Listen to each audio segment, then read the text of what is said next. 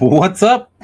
Well, first of all, Dolphins fans, I'm still sorry for you. I feel bad.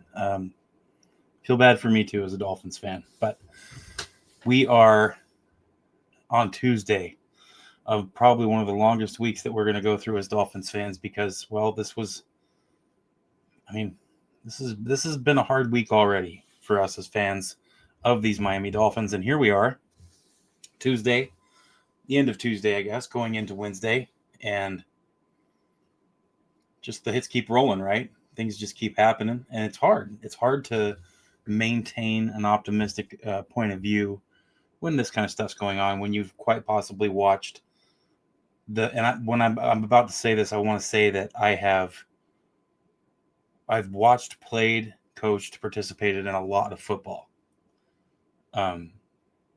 Pee wee, high school, college.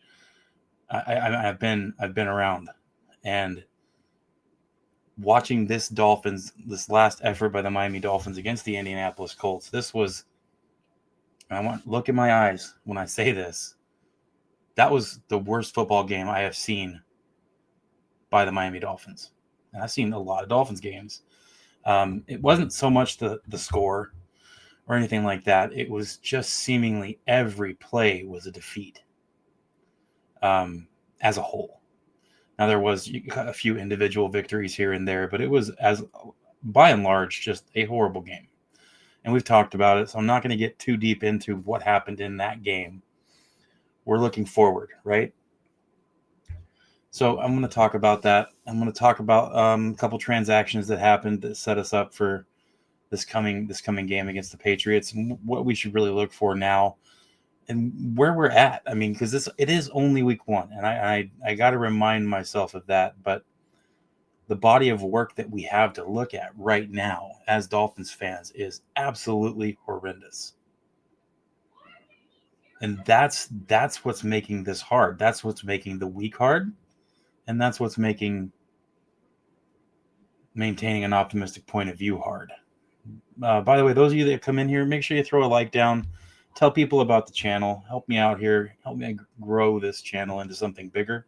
Like I said, it's not a job. It's a hobby. It's something I like to do. I enjoy. I like the relationships. I like learning people and talking to people about things, and that's the best part about this. So share the channel. Help me grow it. Throw likes down. Comment if you can. Talk to me. Tell me what you guys think about this season so far. I mean, it only have one little body of work so far, which was week one. We only have that to look at, and it's not a pretty picture, obviously. I guess the big questions are, along the lines of, was this an outlier? Was this what we're going to see more of throughout the season as a on the regular? Are we a 3-14 team? Are we a 10-7 team? What are we? What do you think we are? I'm not sure right now. And I'm not really going to have a proper evaluation. Like I said, before this last week even happened, before the season started, months before the season started, I'm always been saying the same thing. Week four. Get me to week 4, and then I'll have a proper evaluation of what's going on. Jorge, what's up, man? Yep, that's the goal. Last night was a crazy night. Those of you that don't know, my hunting trip hasn't started yet. I leave tomorrow with my youngest son, and we're going to go out and hunt. But last night I was driving around North Pole, which is the city I live in, small town. It's not like a city like most people's cities are. It's very, very rural. Woods, forests, mountains everywhere. It's mostly that kind of scenery. Anyway, I was driving around and I saw a moose, and a good sized one, legal one. And I thought, man, I guess I'm going to have to shoot this thing. So as most people who live around here do, if you're a hunter, you're not allowed to shoot guns to hunt moose in town. But you are allowed to use a bow if you have a national certification and you have your hunting tag and stuff. So I had that. I had my bow and I had my cert. So I shot it. It was getting dark when I shot it. So usually when you shoot a big game animal, I mean, some of you know, some of you don't, but you shoot it, and you don't want to chase it, because if you follow it, It keeps running, and it'll spoil the meat before you even cut it off the bone, literally. All the extra, I forget the word, but all the extra stuff in the body, the adrenaline, will go straight into the meat and make it taste so horrible that you can't even hardly eat it. So I shot it. It was a good shot, 72 yards away, right behind the back shoulder or the front shoulder, right into the heart and lung area. And I sat there and waited. And an hour later, we decided to go check tracking it down. It was pitch black by that point. Temperature was down to 30 degrees. Fantastic. Busted out the UV lights and started looking for a blood trail. I found a little bit of blood, and started tracking through the woods in the dark. Tracked about 80 yards, and we had to stop. It was just getting too dark. It was too dark. Couldn't do it. Couldn't see. Crashing through the woods, we gave up. And then this kind of thing happens. So you wait, and you come out the next day and you go hunting again and find it. You go pick up the trail and start looking. Well, went and looked and could not find the moose. And then somebody saw that exact moose wandering around in the same area and said that it had taken, apparently what had happened is the front leg was moving backwards as it was walking when I shot, and the shoulder blade stopped the arrow from going into the heart and lungs, and it hit the shoulder blade and obviously shattered the arrow. So basically what's happening is, as soon as I get off of this live stream, I've been out all day. I'm going to go out one more time and try to find it, and hopefully find that moose and take him. If not, I called the Department of Fish and Game, and since I hadn't filled the ticket, I still have my hunting tag, and I can still continue to hunt. But I have to do everything ethically responsible. But for me as a hunter, I have to do everything ethical to find the moose that I shot at first. So that's what I'm doing tonight. And if I don't find it, I'll go out tomorrow morning and go out on my hunting trip and get a moose. So hopefully that all happens. Collis, what's up, man? Hey, Collis, thank you for the donation. I appreciate that you made to my Cash App. That was very surprising and very thoughtful of you. I appreciate it, brother. So thank you for that. Everybody else, if you do decide you want to make a show of support to the channel, you can donate to my Cash App at $FrozenFinsFan. It's down there on the bottom on the banner if you'd like to. Don't feel like you have to. I'm requiring nobody to do that. That would be so stupid of me to do that. So if you decide you want to, obviously going to give a shout out here, and I do appreciate any donations you do make. They go straight to the channel. Since I have a job aside from this isn't my job. Since I have a job, the money that gets donated to the channel stays with the channel, and I'll use it for equipment, memberships, things that I have to do for like StreamYard, or paying people to help out with some graphic stuff. That's all that money goes to. So it'll stay to the channel, if you will. At some point, someday, perhaps I would be able to start making a send Frozen Fin fan to Miami to watch a Dolphins game fund. At some point. Right now, not going to happen. But I do appreciate those of you that do donate. Thank you. So moving on back to the Dolphins, we have a couple transactions here that we have to talk about. And it was kind of nice. Actually, I'm sorry. It's hard to swallow on Sunday, but we need to stay focused on the Patriots. The next 3 games determine this football team. I'm trying to stay positive. Dude, me too. That's where I'm at, and that's what I keep saying. We got to wait till week 4 for that evaluation. And because of that, I'm not going to freak out. I'm not going to overreact until week 4. And if we get to week 4, and this is what we're seeing week to week to week, what we saw against Indianapolis, then you're going to see, obviously you're going to get my reaction, but you're going to see my evaluation. Collis says, was it a lack of coaching, effort, or being unprepared? Okay. So in my personal opinion, like I said, just my opinion, after watching it as many times as I did, I made it through the game 4 times. And I started a 5th time and I shut it off. I can't watch it anymore. 4 is enough to see what, in my opinion, what the problems were. Short answer to Collis's question, was it a lack of coaching, effort, or being unprepared? Yes. All of the above. I think it was every single one of those. And at this point, I'm not going to put I'm not going to put one of those above the other. The coaching was not good. It wasn't horrible, but it wasn't good. There was definite issues here and there. Mike McDaniel, some of the things that he did, the timeout situation, he was not smart. Some of the play calling was not smart. Anthony Weaver, some of the decisions he was making was not smart. I mean, the coaching it wasn't just Mike McDaniel with the coaching issues in that game. Largely, there was issues from the coaching front. Effort-wise, I think that they could have done a lot better with a lot of different things. Effort is one of those things you can't really measure. Obviously, it's an immeasurable. You can't, quantify. Oh, obviously, the stats say that the effort was horrible. You can't say that, right?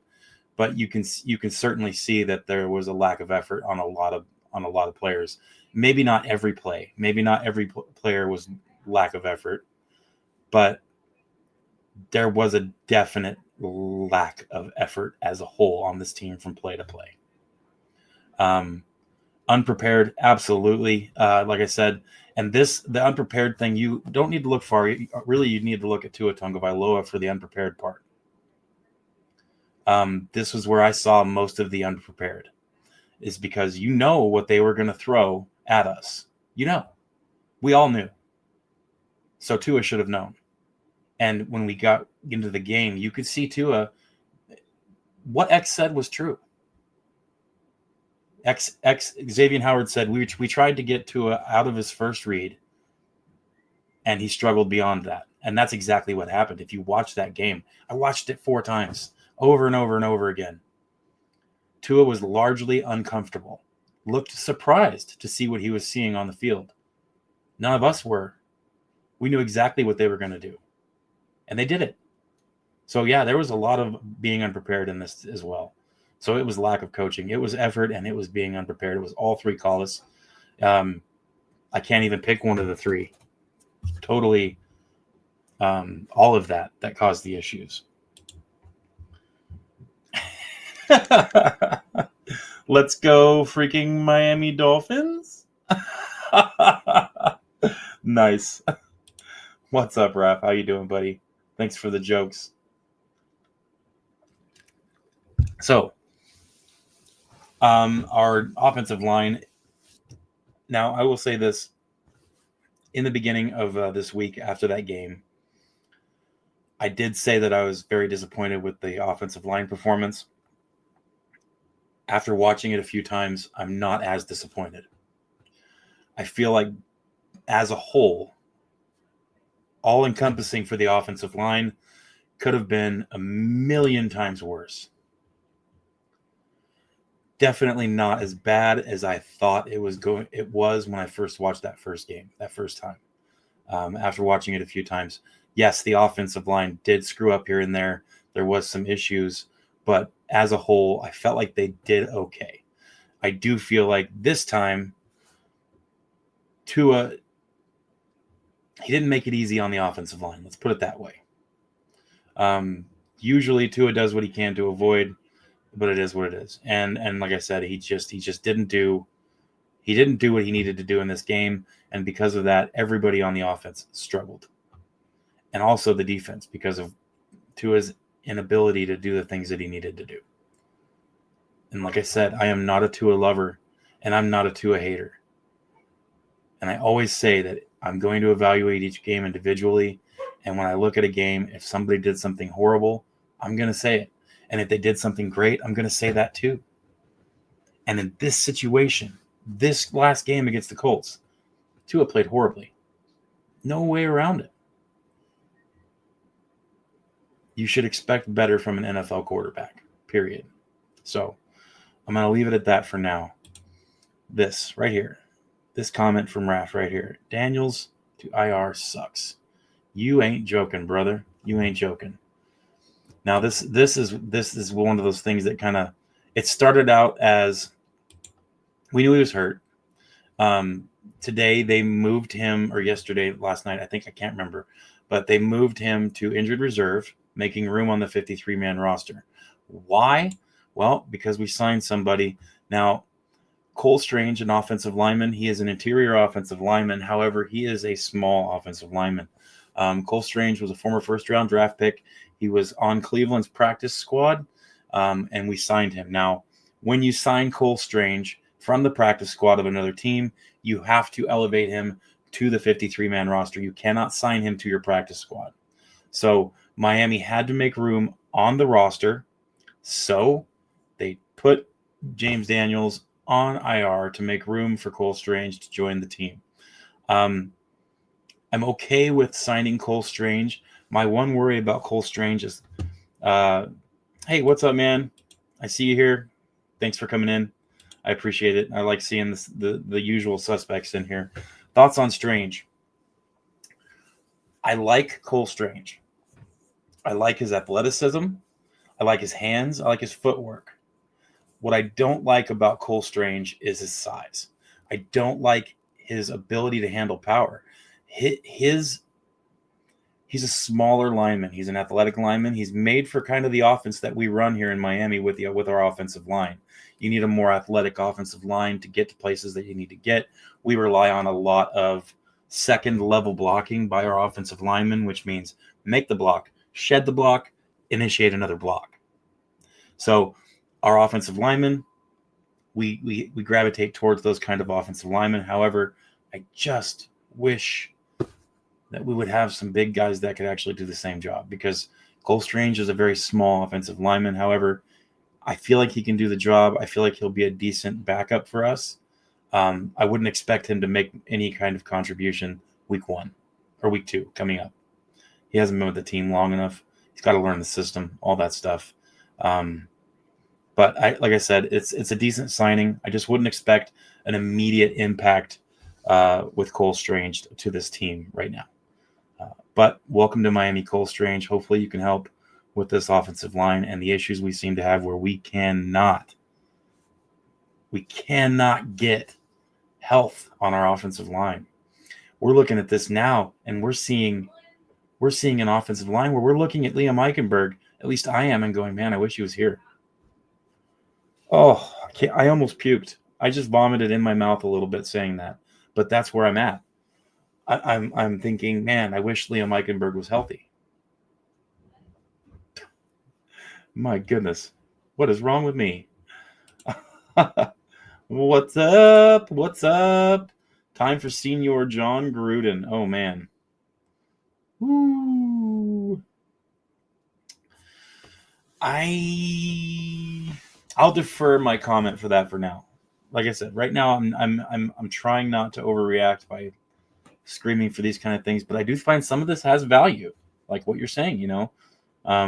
There is value there. I'm not going to disagree with what you're saying at all. Nope, I won't.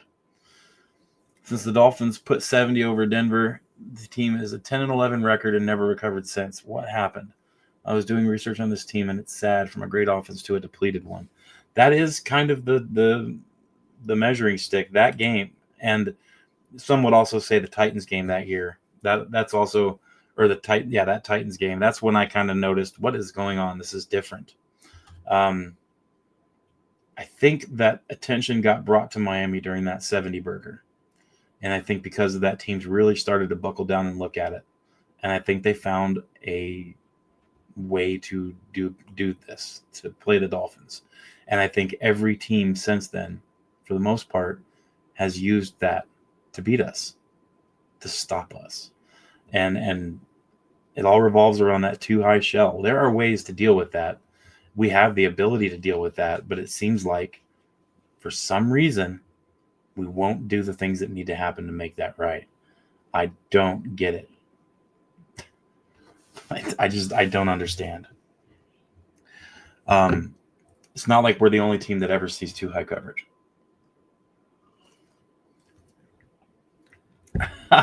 Cap, what's up, brother? Good to see you in here, man. Hang on to them thumbs, man. Hang on to them thumbs. So we also got, man, I agree. Me too, dude. Me too. I agree. It's sad. It's hard.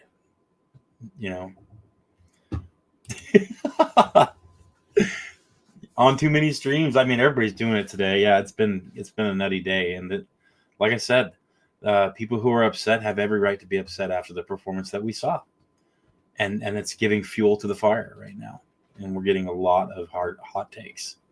And I'm not saying wrong takes. I'm saying hot takes because at this point, I'm not going to say anybody's wrong for wanting everything to be thrown away and changed. I'm not going to say that. I'm going to say that I'm going to withhold my judgment, like I said before the season started, till week 4. But if we see more of this, I mean, something's going to have to change. Absolutely. We're at week 1 is done. We are possibly the worst or second worst team in the NFL, as after only having week 1 to evaluate. I would say definitely the worst or second worst team in the NFL as we played.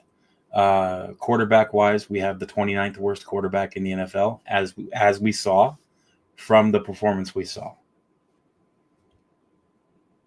Oh, man. I had to watch a bunch of extra games after that Dolphins game because I just needed to get my mind off of it. I needed to get my mind off of it. I had to watch some different football. So I watched a bunch that day. I have this thing where, like, if I watch a Dolphins game and we win and things are good, or if they just play well, even if they lose and they play well, I tend to feel like my gas tank is full and I don't need to watch a bunch more football. But I have this innate need to watch decent football. I want to see things work. It doesn't matter the teams. I just like to watch football, right? So if I watch a Dolphins game and nothing happens like it should, I am going to go watch a ton of other football games just to get my football brain to feel like it's been satisfied. Abel, how's it going, man? Good to see you. Thanks for coming in, brother. All you guys, make sure you throw that like down. Help me get this into the algorithm for the YouTube and get people to see this and get them in the room. Have them come in here and tell me how upset they are. And you guys, if you're in here, tell me how you feel. What do you guys think about all this? We are 4 days away from 5 days. 5 days away from our next game against the Patriots. And actually, we have a Thursday night game after that against the Bills. Like, we have 2 games in a very short amount of time. So the Dolphins need to get this stuff fixed. They've got to get this worked out. They can't wait. We got to get some of these guys back off of injury and get them healthy and get them playing. And the effort has to be there. We're in a bad spot. The Patriots are not going to be an easy game. They're not going to be easy. It's going to be difficult. They are set up to challenge our weak spots, much like the Colts were. So here we are about to play the Patriots, and we very well could see the same kind of thing. And if we do, oh man, Dolphins media, Dolphins YouTube, Dolphins Twitter is going to, you think this was bad in week 1? You think this was bad? It's going to be a million times worse. Abel says, I feel numb, like I'm already over it, to be honest. It's sad to say. I understand. I understand, Abel. We really need a real head coach. Now, like I said I wasn't going to overreact, and I don't feel like this is an overreaction. I don't feel like your comment is an overreaction. As far as the head coaching situation goes, all preseason was saying we need to give Mike McDaniel another chance. We need to see if he can grow. Since obviously the head coach thing is new, right? And I said that we need to give him a chance. I felt like other things needed attention before our head coach did. I'm slowly backing that off. And I know it was only 1 week of what we've seen so far, but looking at what we saw and seeing as far from the head coaching position, it was the same thing that we saw last year from the head coaching position. Not much growth there. And if I'm not seeing growth, then I tend to agree with you right now, Dolphins fan. That's where I'm at right now. I feel like McDaniel needs to go. Personally, right now, I'm not going to start screaming at the top of my lungs for it, but that's where I feel. Well, that's how I feel. We do. I always tell, when I got married to my wife, and we wrote our own vows, and in our vows, I said, if we ever find us in a spot where we're not moving forward, then we have to recognize that we're stepping backwards. And I feel like that's where I'm looking at with this head coaching situation is judging by the week 1 performance, we're not seeing any forward progress from our head coach. And with that, I feel like we're stepping backwards. And we can't do that. We can't have that happen. So I agree with you. Watching these other teams and watching our team, how can we even compete? That performance was the worst I've seen with Tua and Mike McDaniel. It was really, really bad, and I can't wrap my head around it. That could just as easily have been said by me. That's exactly how I feel. There's a lot of teams playing good football in week 1. We were not one of them. We were, like I said, that Dolphins game, I said it before, that was the worst game I've seen from Miami Dolphins. And I've seen some stinkers. So, how are they going to react to this? I can live with defeat as long as we're competitive, and that's what I said too. That's you're right. If as long as the effort is there, as long as we see some good football out of the Dolphins, if they lose a game, it's what it is. If we would have lost this game with comparable stats to the Colts and by a few points, this would be a totally different situation. But it's not, because it wasn't what happened. 2 games in 11 days is going to be challenging. Absolutely. Yep, it's going to be. That's why they have to work this out now. They can't try to fix any of this during that short break between the Patriots and the Bills game. It's got to be worked out now. Has to be. And I agree with this too. You guys are on it today, man. All of these are great points. And usually I can get through Mike McDaniel's press conferences, but this last one on Monday, I found myself literally staring at my phone and screaming at it.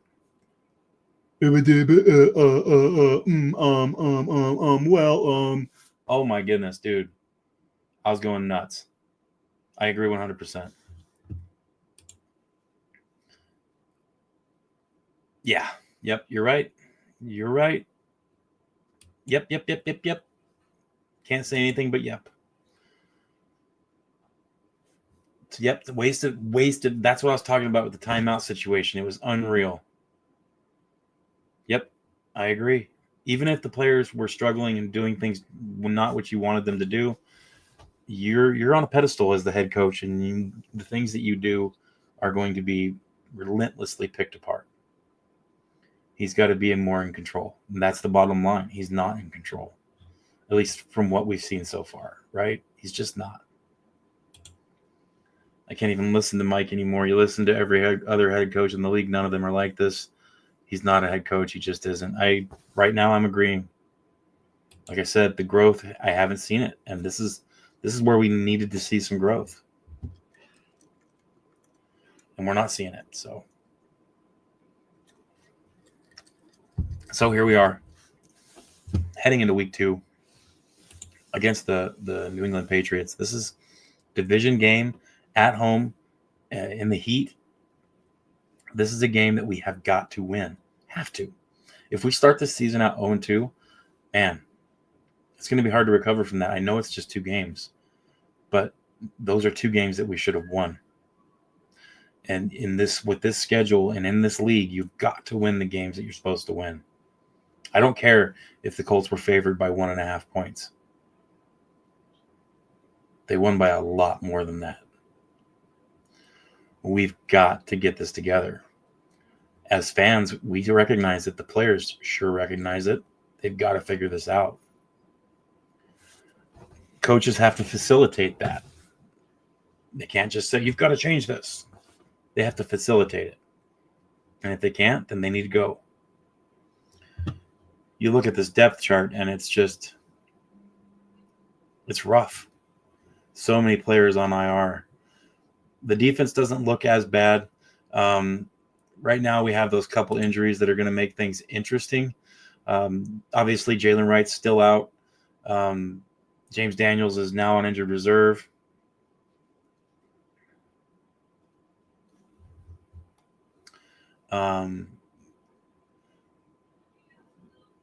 He's listed as questionable. Jalen Wright is. I mean, but we'll see. We'll see. I'm not gonna get excited about it. Benito Jones is questionable. If he doesn't play, I wouldn't worry too much. Zeke Biggers is more than capable of holding that position down, and I was very impressed with how he played in the preseason and everything else. I like his attitude. I like him. I think that he'll do well. This might be the situation that Zeke Biggers needs to get his face on the field. So. I look forward to seeing Benito Jones. If he comes back, I'll be happy about it. If not, I think Zeke Biggers is more than capable of filling that position in. Storm Duck is questionable as well. Mike McDaniel said he's going to miss 1 to 2 weeks. He's not ruled out yet, but I would be looking for Storm Duck to be ruled out of this game coming up. And if that's the case, you're going to see Rasul Douglas take that position and run with it. We'll see how it actually pans out. Personally, I'd like to have Storm Duck in that position, but we'll see. It's been doing it to me for 20-something years, brother. It's okay. Really, I'm not. I'm in a pretty good mood. I feel pretty good. I'm extremely tired with all the moose stuff going on in hunting season and everything. I'm exhausted. That's all it is. Because I still work. I got a job. I'm a truck driver. So I'm just tired. I feel good though. I'm okay. Austin Jackson questionable because of a toe injury. Tape that thing up and get your butt on the field and suck it up, brother. It's a toe. It's not even your plant foot. It's your other foot. Put a popsicle stick on that thing, tape it to another toe, and call it good. Wrap the crap out of your shoe. I don't care at this point. So Austin Jackson and Storm Duck are both in that 1 to 2 weeks situation.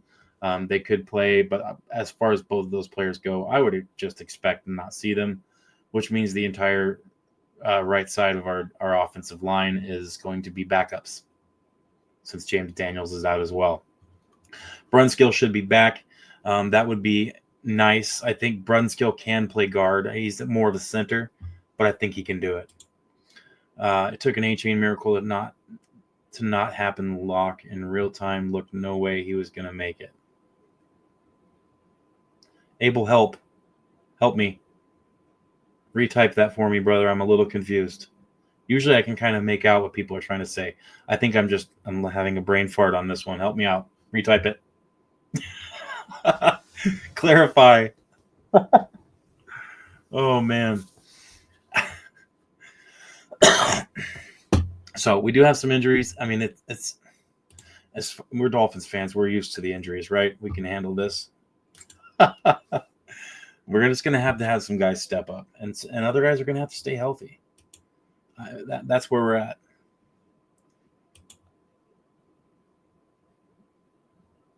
Oh, I got you. Okay, I see. Yeah, I'm glad we didn't get shut out. That's good. I'm glad about that. So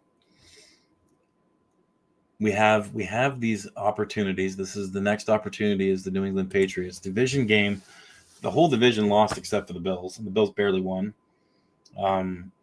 Things could be worse, and I'm not saying that to encourage false optimism. I'm just saying that because that's where we're at. Things could be worse. Yeah, the injuries have gotten out of control. It's unreal. Don't even know what to say anymore except say this guy's out. This is probably not going to happen, and that's where we're at. Injuries still occur, but this team lacks toughness. The smallest injury, and they're out. I agree. Some injuries you need to tough through. Some you can't. Like I understand some, but they gotta show up. Yes, I agree. What he said. Do that. Do the thing with the button and the thumb and the pushing. Do it. Do it now, please, if you want. So at the Patriots. They've only got a couple injuries. Christian Gonzalez likely isn't going to play. If he does, I'd be surprised to see him on the field, but whatever. Charles Woods is also questionable. I would expect Charles Woods to show up before Christian Gonzalez. That is both of their defensive backfield, though. That's rough. Other than that, nothing new for the Patriots. Overall healthy. All I can say is the Dolphins fan base needs to stay together and ride this out. Take one game at a time and remain positive. I know it's not going to be easy, but we still have hope. We do. There is still hope. There is still hope. What he said too. Yeah, do the thing. Yeah, that's great. Thanks. Yeah, as far as the Patriots go, they're for the most part they're healthy, and their last game wasn't bad. I mean, they didn't win, right? It was 20-13. They lost to the Raiders. The Patriots were at home, and I did think the Patriots were going to win this game, but they didn't. The Raiders ended up winning it. Geno Smith went 24 of 34 with a touchdown and a pick, 362 yards. So you see, the Patriots are hurting in their defensive backfield. With that, we can take advantage. There is some things that Miami can do to get this game and do well, right? The Patriots have some holes in that defensive backfield. They have the ability to. Oh, whoops! I didn't mean to do that. Sorry, guys. The Patriots have the ability to play solid defense, but they struggle with the passing, right? 362 yards from Geno Smith. This is something that we need to take advantage of, is that defensive backfield for the New England Patriots. And that means getting over their linebackers. So we're going to have to take advantage of that middle of the field, even the outside too, crossing routes, things like that, but they need to be deep. We have got to get into that defensive backfield and shred that up. Tua is going to have to be on his game. I'll tell you this. If Tua doesn't throw for 300 yards in this game, we will not win. Guaranteed. I'll bet you. That's my bet right there. That's going to be my hot take. Tua doesn't throw for 300 yards against the Patriots, we lose. We need a fantastic game from him. Was listening up about the Patriots. They aren't playing great yet. We got to take advantage like Geno did. Exactly. Their run defense is solid. As far as their defense goes, we really need to take advantage of the passing game. That's where I'm seeing the weakness. Still proudly represented our Fins around Austin, Texas. Yeah, dude, good. Awesome. Me too. This hat, I have nice stuff hanging up there. All my nice hats and jerseys and stuff.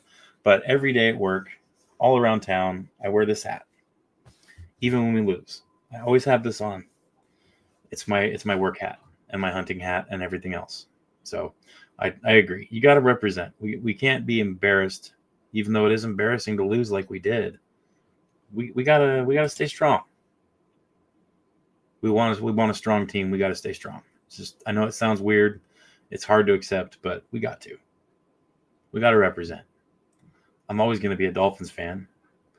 1-17 or 1-16, Dolphins fan. Sad Dolphins fan, but I was a Dolphins fan. Losing to Jacksonville by hundreds of points, pretty much. Yep, I was a Dolphins fan.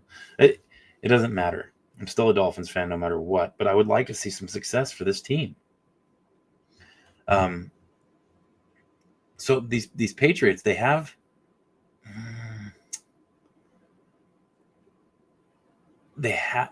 weaknesses.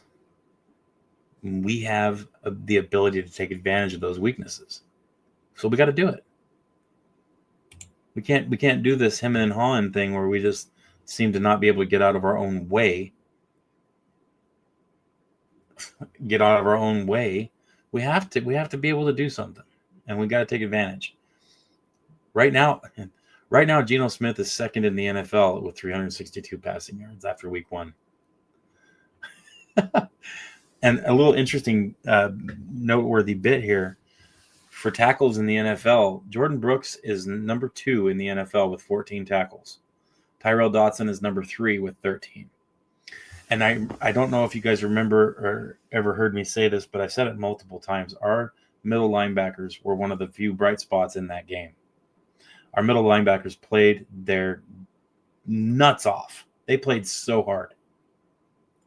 Tyrell Dodson, Jordan Brooks played well. I'm very proud of them and the effort that they put forward.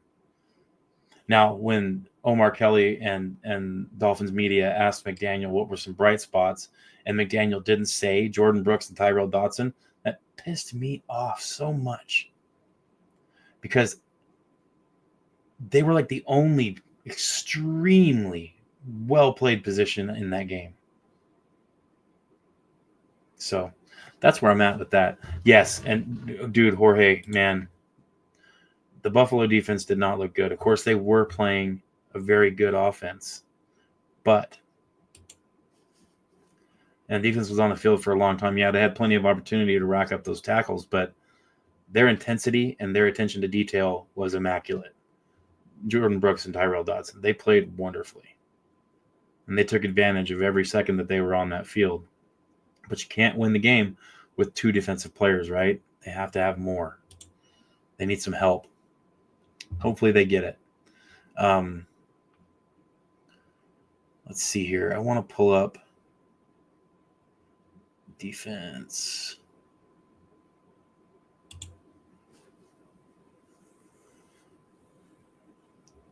All right. The Miami Dolphins allowed 418 yards of offense last week. That we can't do. The defense has got to step up. Now, part of this is the offense needs to stay on the field to give our defense time to breathe. We need to be able to catch our breaths. Now, playing in that Miami Heat, they're definitely going to have to get some time off the field, our defense. They're going to have to, or they're going to suffer. So that's got to happen. The New England Patriots allowed 389 yards. Both the Dolphins and the Patriots are top 10 worst at yards allowed for the defense. Passing yards. Let's see.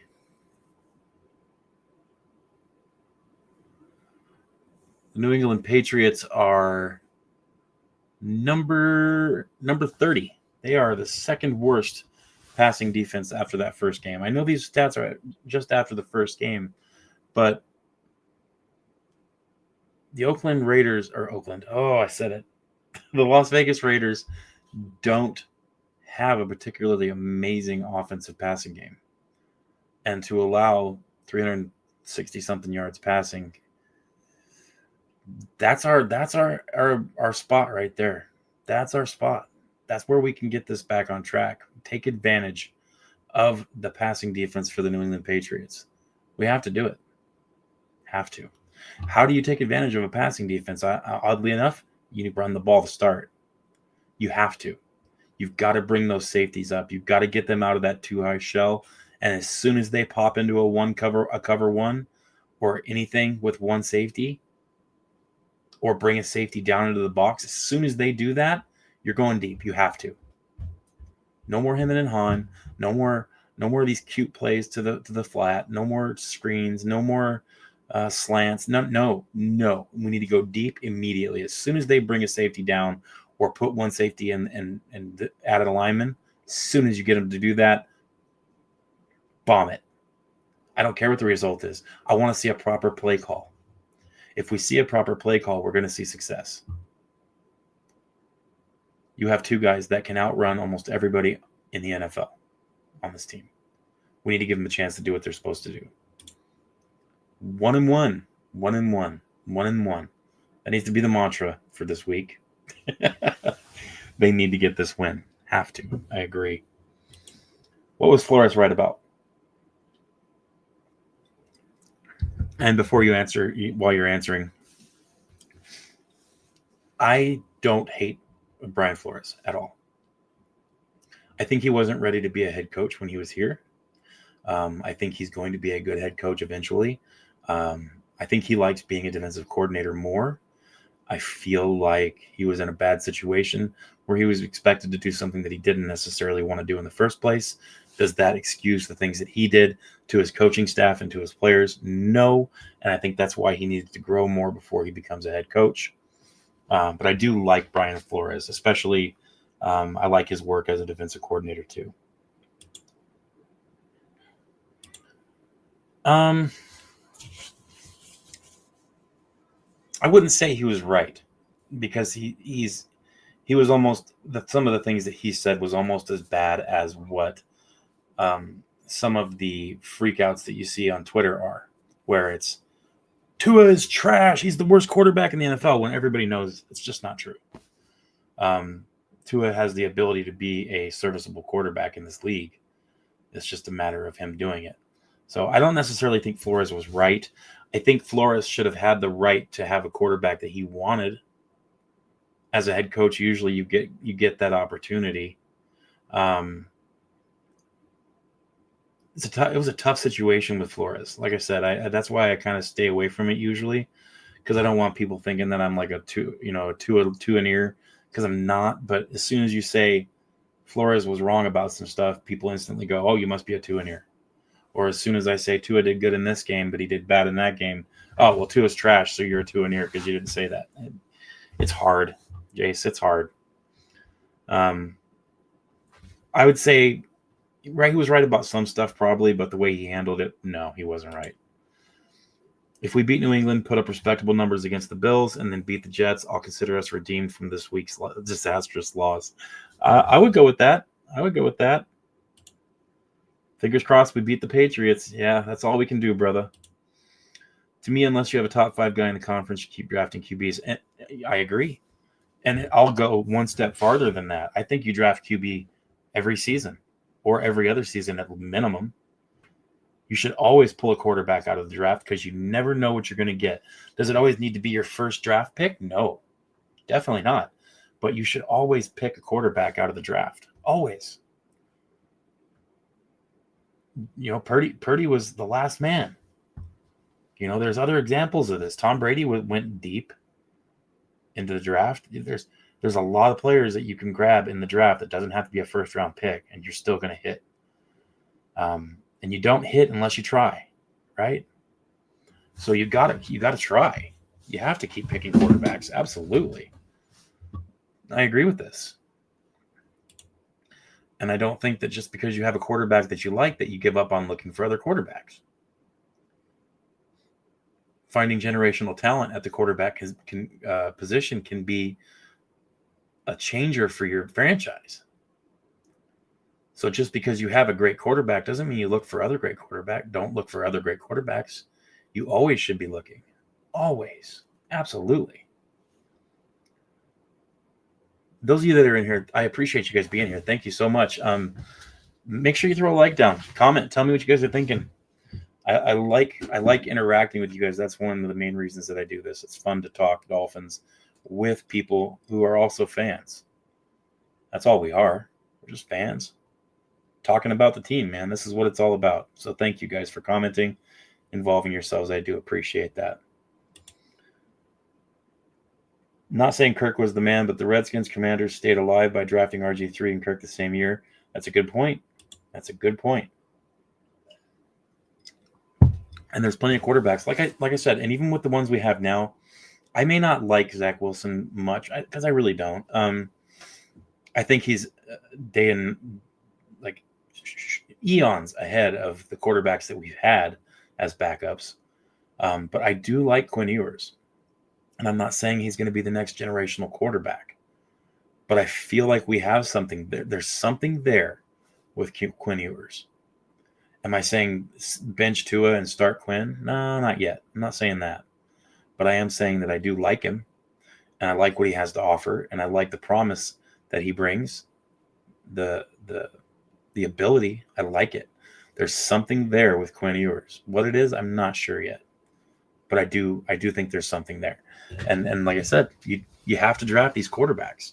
I don't think Quinn Ewers should have gone as deep as he did into the draft. And I think because of that, when he was available, I thought that was a smart grab to grab him. I like him. And I think I want to see him keep growing with this franchise, not with another team. So, but as far as the Patriots go, the way we take advantage of them is to take advantage of their cornerbacks and their safeties. That's where we're going to get them.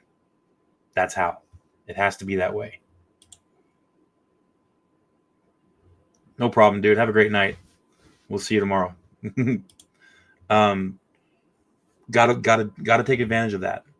And the way to get that backfield to open up a little bit is to run the ball. Run the ball early, burn them later. That's how this game is going to get won, if they do indeed win the game. Right now, the Dolphins, I cannot believe I'm going to say this, but the Dolphins are giving 1.5 points to the Patriots. The Dolphins are giving 1.5 points to the Patriots.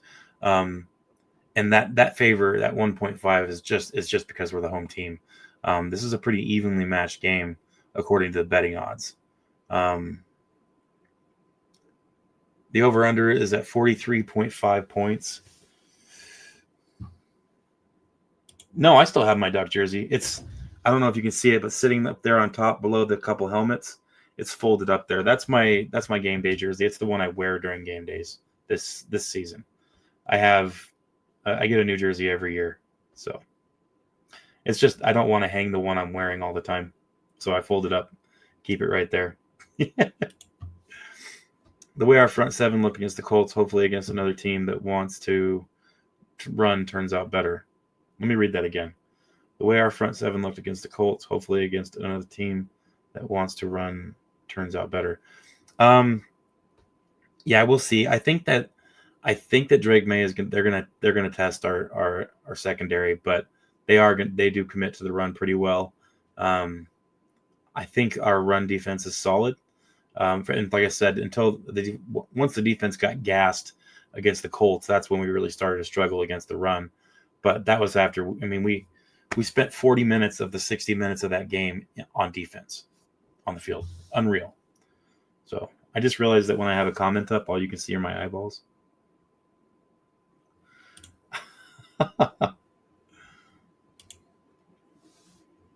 Oh yeah, me too, man. It's kind of sucky when I got that jersey back there on the wall. That's a game worn, certified, signed everything jersey. It's beautiful, and I got that, and then literally 2 days later, I mean it was on one of my streams. 2 days later, he went out. It was so sad. I was bummed. I like the guys that come from nowhere and do well. Cater Co. Storm Duck is another one of those guys. That's why I like Storm Duck so much. I never said Storm Duck, Storm Duck isn't a perfect player. He's not amazing. The only thing I liked about Storm Duck is he continually improved. And when something went wrong, he learns from it. And that's what I like about Storm Duck. And it's the same with Cater Co. They work hard. Yeah, the Colts O-line was solid. They're a very, very good offensive line. Yes, absolutely. They are legitimate. I'd say top 3 in the NFL for sure. And I'm not just saying that because they played the Dolphins. I'm saying they are a very, very, very good offensive line. And there's a couple positions in this game that I know very well. One of them is offensive line and the other is tight end. It's just because those are the 2 positions that I played a lot of. And I know that offensive line is legit. Thanks. Me too. I love his name. Colts haven't won an opener in a while, and we haven't lost one with McDaniels, and now we have. And now they have. Look at that.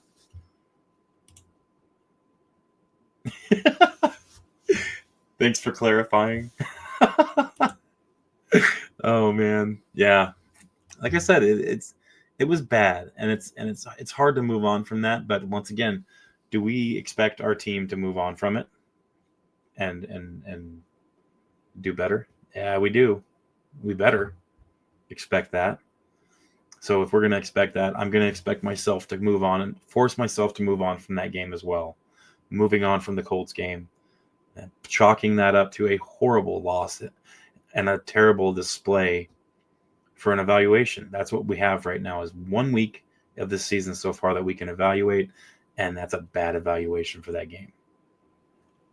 So now we've got to get some better stuff to evaluate. We got to get more games.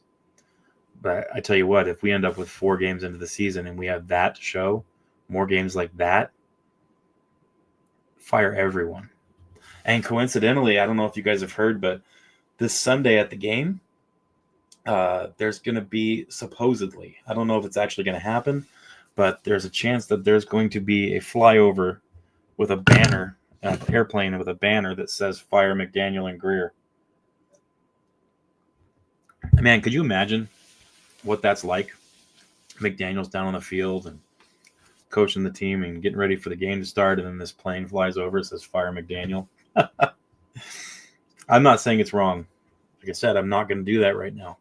I'm withholding my evaluation on everything officially until week 4. That way we have a good body of work to examine and look at.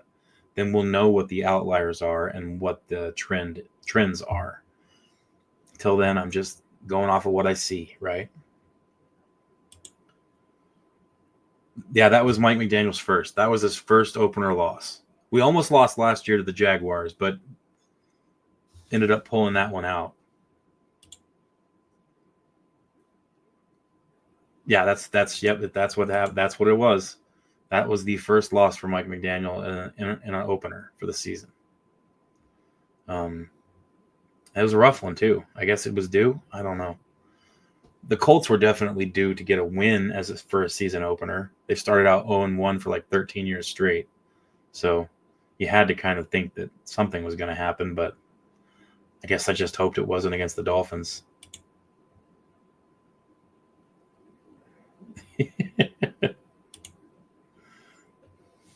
Man. Hopefully things get better for us, guys. Yeah, that's what I was saying. It's the blueprint for beating us is out there. And until something changes where they can do something else, impose their will, nothing's gonna get better. And this is where, sometimes the entire defense knows what the offense is gonna do. And sometimes the offense does it anyway, and sometimes the offense succeeds, even though the defense knows exactly what's about to happen.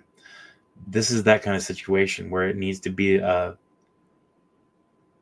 it's just a sheer determination. The Dolphins need to do what they know they need to do. And they need to do it knowing full well that the defense is going to know what they're going to try to do. Do they have that kind of determination?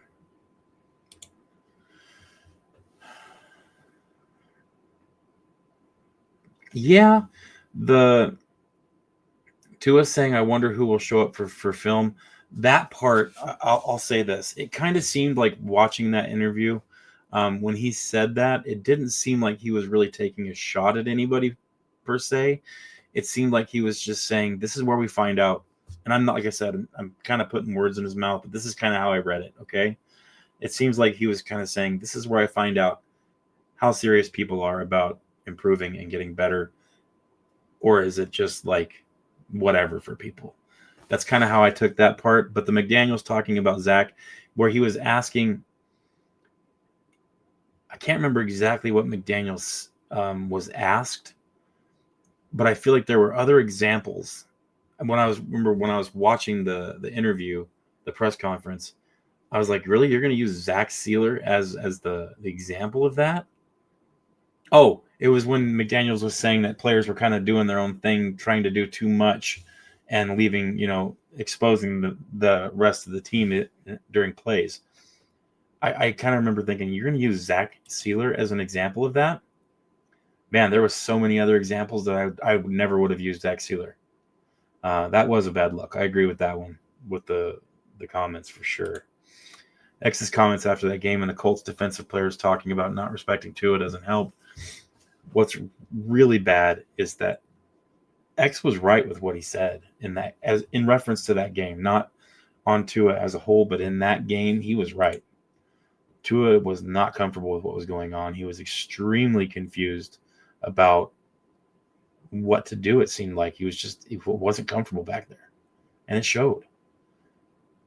The first read almost always was taken away, and that's a result of good coaching for the Colts. They knew exactly where Tua was going to go with that ball most of the time, so it showed. Tua had one pass to the outside to Hill when he was out of bounds. Yep. To the outside, yeah, because the rest of them were across the middle or inside. Yeah, definitely. My issue with Tua is saying that he should take ownership of his wrongs. Is saying that he should take ownership of his wrongs and move on. You're challenging your teammates while giving us that high performance. I will lose respect. Yeah, like I said, I understand what you're saying. I'm not disagreeing with anything anybody says right now on this channel or any other channel. I'm not going to do it. It's just not. Right now, people are entitled to have their opinions on stuff for sure. But us as fans, 25 plus years of this crap, and we get a season opener like that. Just a stinker. We deserve better. You deserve better as fans. I deserve better as a fan. So, definitely. Jones plays like he did consistently this year. Have a year like Darnold.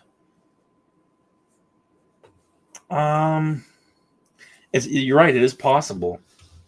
It is definitely possible for Daniel Jones to play well for the season. I don't see him doing what he did or doing what Darnold did last year. I don't quite see that. But a lot of people are saying the Colts aren't a good team. The Colts are a good team. I don't think they're going to be Super Bowl contenders, but I do foresee a winning record there, and I see them challenging for that division crown. Definitely. And I said that before the season started. The Colts have a good squad. They do. So, I mean, anything's possible. I do think Daniel Jones is looking at some kind of a revival for his career there. I think it's a better situation than where he was.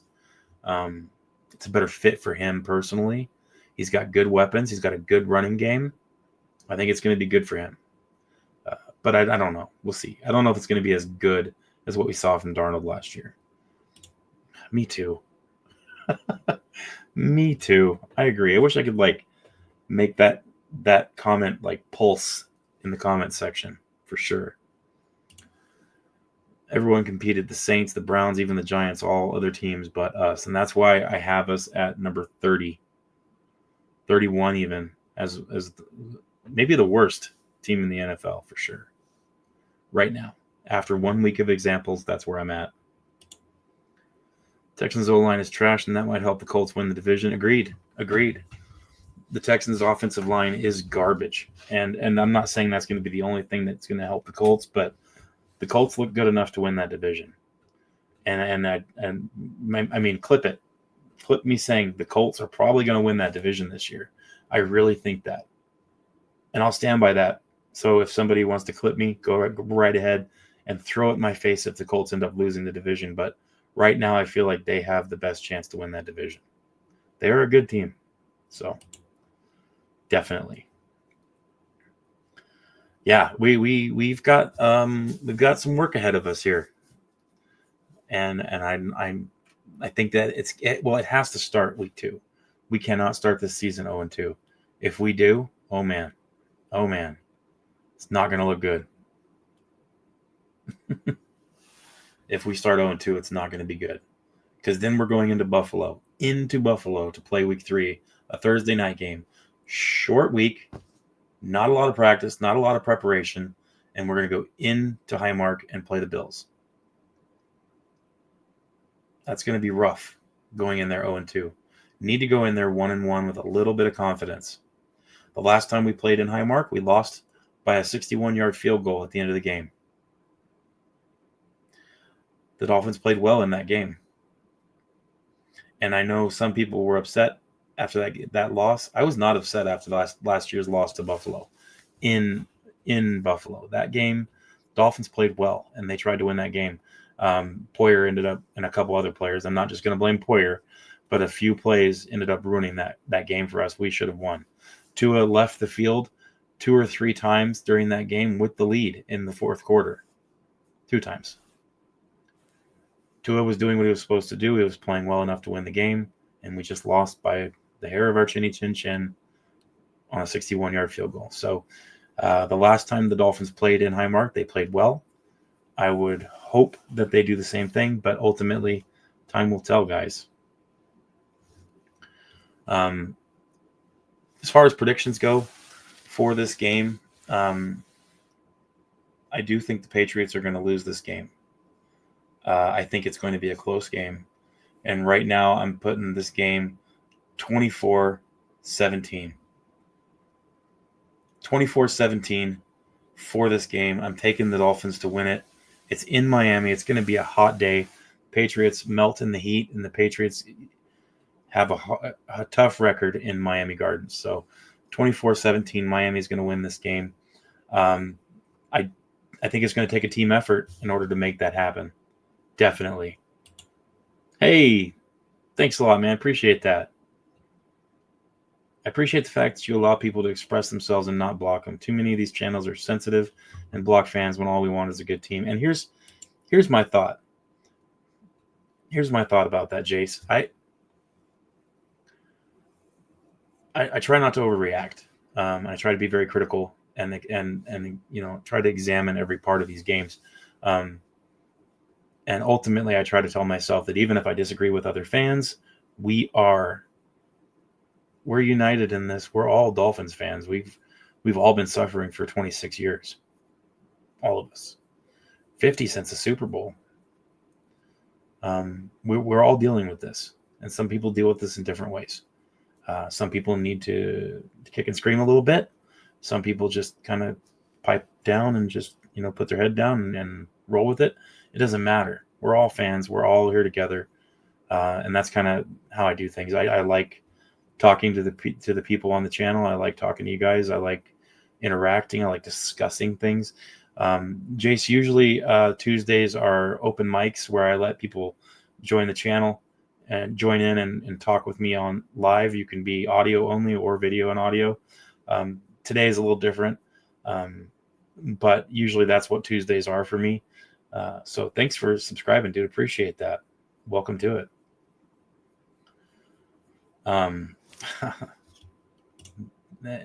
He's always here, Jace. He's always here. I love it. And thanks for the comments, buddy. Appreciate that.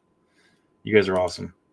Abel says 17-14 Miami, 17-10. So everybody still thinks the Dolphins are going to win. Aqua, give me a prediction, man. Give me a score prediction. I got to see it. Don't just come in here and say it's a W. I want to know a score. Come on. And I stick by my comment earlier. I am saying that if Tua doesn't throw for 300,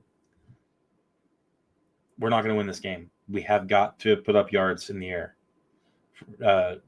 Tua's got to hit a 300-yard game to win this game. And they have to stay clean with the turnovers. Tua has got to protect that ball. You know what's funny about that is I've 2 turnovers and 2 interceptions and one fumble. If Tua didn't fumble that ball,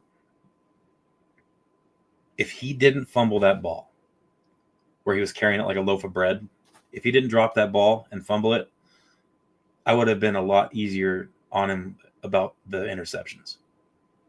But add that fumble to the 2 interceptions, and that just makes it unacceptable. That's where I came unglued there when he did that. That was a big point of the game early in the game too, and we really needed to get some points on the board there. And that fumble was rough, man. And after the game, immediately I said Tua needs to come out during his presser. I said it before the press conferences happened. I said Tua needs to come out and say that I'm taking on almost all the responsibility for this game, and he didn't do it, and I was disappointed in Tua there. I feel like Tua carried a large portion of responsibility for that Indy loss and needs to do something better there. Aqua says 23-20. Ooh, nice. Patriots' strengths besides the QB on offense are tight end and running back, but we're talking about Hunter Henry and a rookie. I like our chances. I do too. I do like our chances against the Patriots at home. I would hold off on thinking the QB is a strength for the Patriots right now. I like Drake May, I do, and I'm not saying he's a bad quarterback, but he's got a lot to work on still. He's not very accurate in a lot of the things. So I definitely think their tight end and running back rooms are amazing. Lesser known, but very good. Their middle linebackers are decent, I think, personally. And their defensive line is good too. I think that they really need to. The Dolphins, like I said, the Dolphins they've got to take advantage of that cornerback room. Have to. Yeah, exactly. That's what I don't know if you guys were watching, but before they gave the press conferences, I said Tua needs to take responsibility for this loss above all else, above anybody else. He needs to say that, and he didn't, and I was disappointed. I was so disappointed. Yeah, and kudos to why am I doing this? He one of the Dolphins reporters actually asked him, why do you keep Omar Kelly? Sorry, Omar Kelly asked him, why do you keep turning over in bunches? And Tua was like, that's the craziest thing I've ever heard. It's not turnovers in bunches, man. That's harsh. And it's like, well, it is. It's turnovers in bunches. That's exactly what Tua does. Plays a bunch of great games, good games, and then goes and has a game where he throws 3 picks and makes the same mistake every time throwing the picks. Like, it's exactly what happened. So I don't know. Right now, I feel a little disappointed in Tua with his reactions in that interview. And like I said, I can understand him being frustrated, upset, all those things. I understand that. But when you're going and giving a press conference after a game, much like I expect Tyreek to do the same thing, Tua needs to do it as well. Tyreek handled his press conference very well. Tyreek gave a good interview and said the things that needed to be said and didn't say anything bad. Tua couldn't do the same. Why? That's Tyreek's job to screw up the press conference, right? Oh, I need to take that sip with my pinky out because you all know I'm right.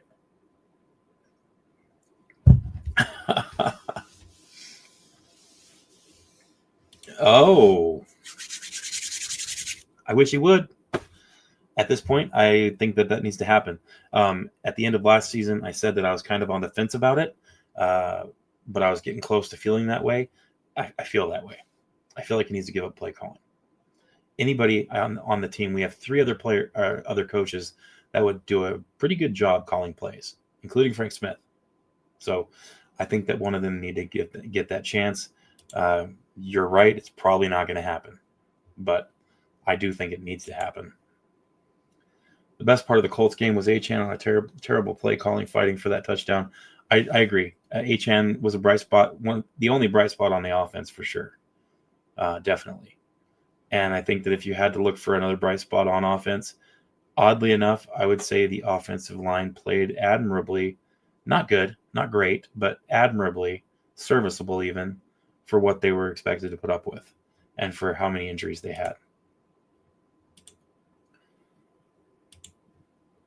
Yeah.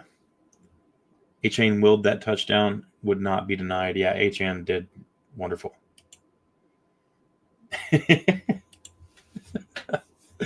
Yeah, man. I don't know, guys. It is what it is. But here we are, about to go into week 2, and we have some things happening here. So let's pay attention, keep our ears to the ground, and listen for those vibrations. We're going to get more injury updates as we get closer to game time. So pay attention to the Dolphins wire and make sure to keep up with what we're looking at for an offense and defense next week or this coming week. It's a big game. We need to go into Buffalo 1-1, not 0-2. So, ladies and gentlemen, thank you for watching. Make sure on your way out that you throw a like down if you haven't. Add some comments if you decide you want to after the stream's over. Something you think about, comment. I read every comment on every video I get, and I will reply. So if you have questions, you have things you want to say them. Talk to me. If you do decide that you want to donate to the channel, it's $FrozenFinsFan, and that stays with the channel. It doesn't go into my pocket to use to buy candy or dinner or anything like that. It's for the channel. So thank you ahead of time. If you guys feel like you do want to donate, don't feel like you have to. Thank you everyone for watching. I know it's hard, but stay hopeful, and fins up.